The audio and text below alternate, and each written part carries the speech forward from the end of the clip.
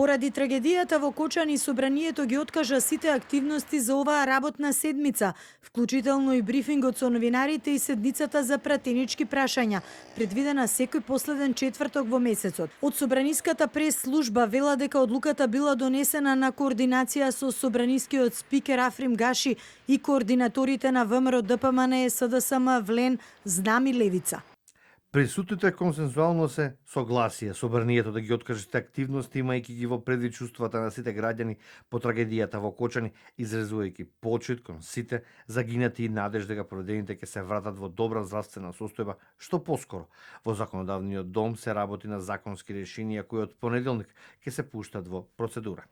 Од партијата Левица, која на вчерашната координација имала свој представник, велат дека собранието донело скандалозна одлука за колективен одмор, а тие биле единствената партија против ова самоволие.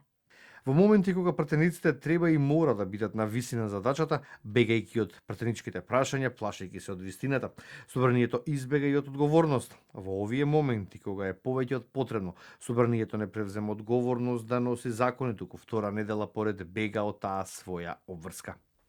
Во јавноста лавина од реакции поради ваквиот однос на пратениците.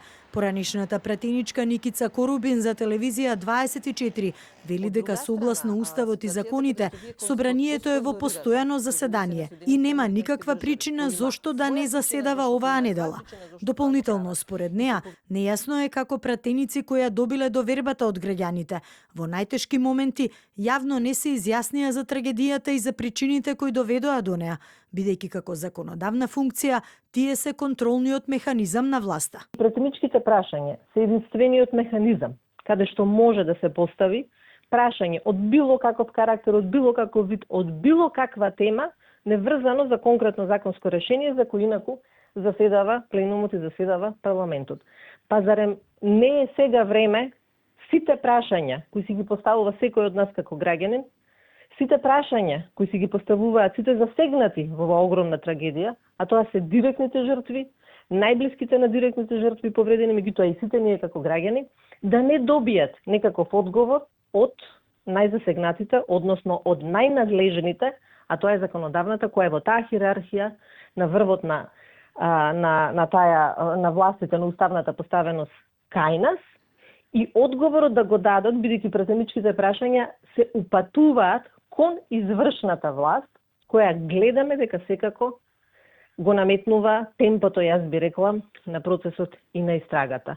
Од пратеничката група на ВМРО ДПМН велат дека нивните пратеници од коалицијата Твоја Македонија си ги извршувале работните обврски и работеле на подготовка на законски решенија кои треба да се најдат пред пратениците од понеделник. По бурата од реакции денеска информираат дека отвориле и пратенички канцеларии за средби со граѓаните во сите општини од каде што има жртви и повредени од пожарот.